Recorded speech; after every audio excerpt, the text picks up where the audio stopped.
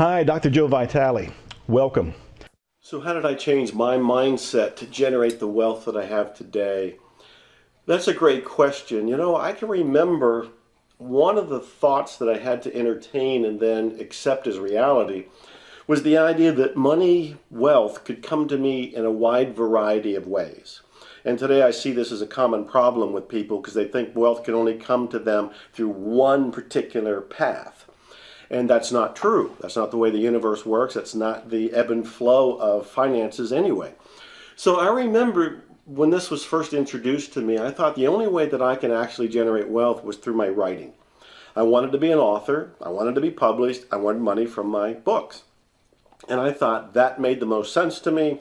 I've always felt like I was here to write books. That's my calling. That's my life mission, if you will.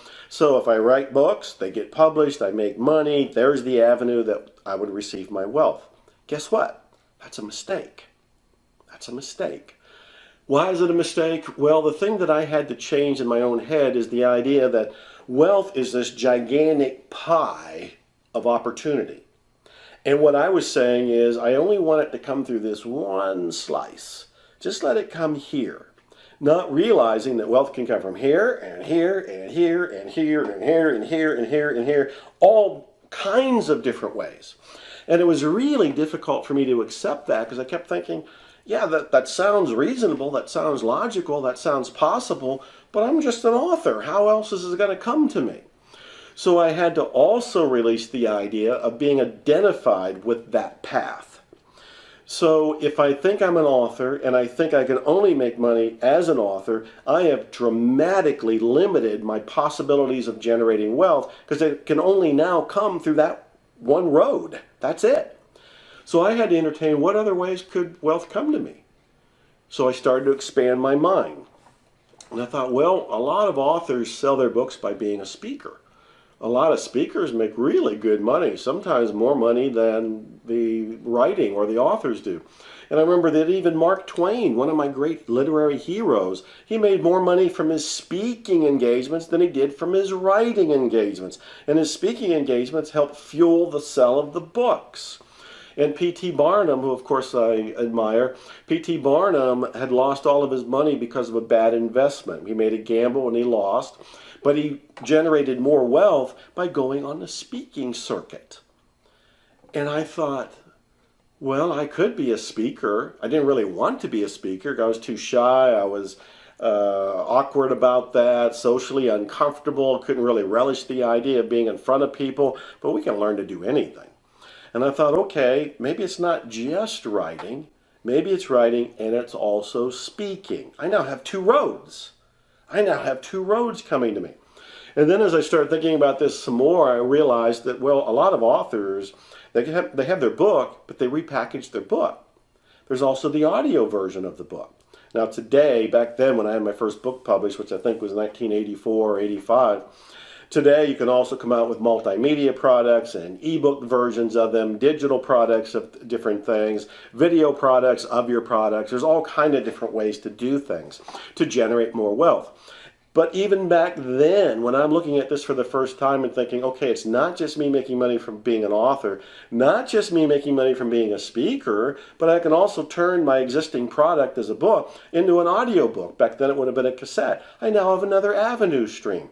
Guess what? I'm speaking, I record my speeches, I now have a product to sell, either in the back of the room or to a mail order list or the people buying my books.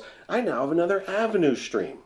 And then I started thinking about this some more. Do you see how this is enlarging and expanding the idea of possibilities? This is what I've had to do on myself. And by illustration, this is what you get to do with yourself. You start playing with possibilities. You start free associating and brainstorming. So I now have multiple products. I now have, I'm still an author. I'm now a speaker. And I have audios of the speaking engagements that I'm also selling. What else can I do? And I started thinking, well, I'm now selling books and writing books and speaking and selling speaking tapes. I wonder if other people want to know how I'm doing that. Another avenue stream, consulting. None of these avenue streams were there when I was insisting that wealth can come to me one way, from writing books.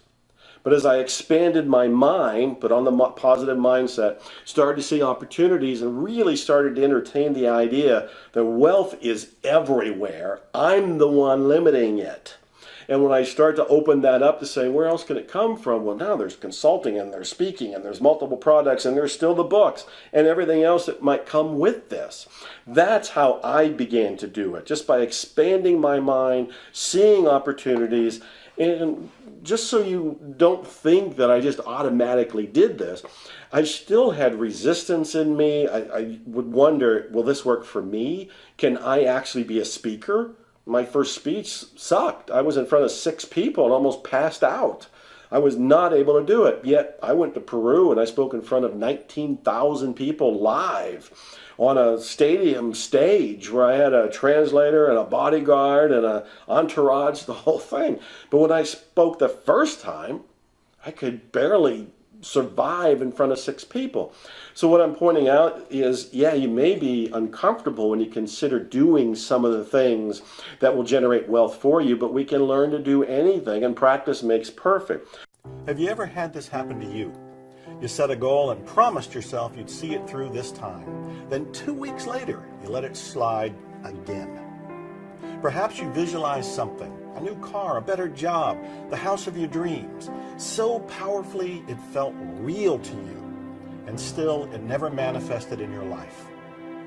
Maybe you felt like some unseen force is sabotaging your success, leaving you with a few tastes of abundance while your biggest goals slip right through your fingers. Or you've even begun to lose hope of ever attracting miracles and wealth in your life, and you're beginning to think it might somehow be your own fault. Hi, I'm Joe Vitale here at my home in Wimberley, Texas. And whether you're struggling right now, or you just want to reach up and get more of what life has to offer, if you answered yes to any of these questions, please know you are not alone.